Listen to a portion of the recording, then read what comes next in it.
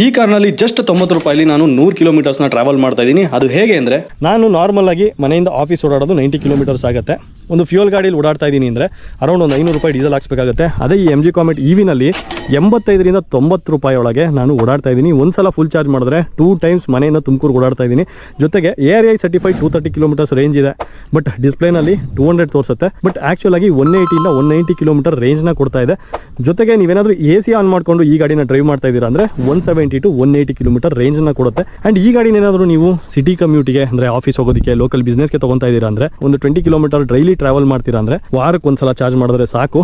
ಒಂದೇನಂದ್ರೆ ಈ ಗಾಡಿನ ನೀವು ಮನೆಯಲ್ಲಿ ಚಾರ್ಜ್ ಮಾಡೋದಕ್ಕೆ ಮಾತ್ರ ಆಪ್ಷನ್ ಇದೆ. ಇದಕ್ಕೆ DC ಚಾರ್ಜಿಂಗ್ ಆಪ್ಷನ್ ಇಲ್ಲ. ಬಟ್ ಇದು ಒಂದು ಸಿಟಿ ಕಾರ್ ಆಗಿರೋದ್ರಿಂದ ನೀವು ಡೈರೆಕ್ಟ್ ಮನೆಗೆ ಹೋಗಿ ಆರಾಮ್ಸೆ ಚಾರ್ಜ್ ಮಾಡ್ಕೋಬಹುದು. 15 ಆಂಪ್, 20 ಆಂಪ್, 32 ಆಂಪ್ ಯಾವುದೇ ಸಾಕೆಟ್ ಇದ್ರೂ ಈ ಗಾಡಿನ ಆರಾಮ್ಸೆ ಚಾರ್ಜ್ ಮಾಡ್ಬೋದು. ಒಂದು 6 to 7 hours ಅಲ್ಲಿ ಫುಲ್ ಚಾರ್ಜ್ ಆಗುತ್ತೆ. ಸೊ ಈ ವಿಡಿಯೋ ನಿಮಗೆ ಯೂಸ್ಫುಲ್ ಅನ್ಸಿದ್ರೆ ನಿಮ್ಮ ಫ್ರೆಂಡ್ಸ್ ಅಂಡ್ ಫ್ಯಾಮಿಲಿಗೆ ಶೇರ್ ಮಾಡಿ. ಮತ್ತೆ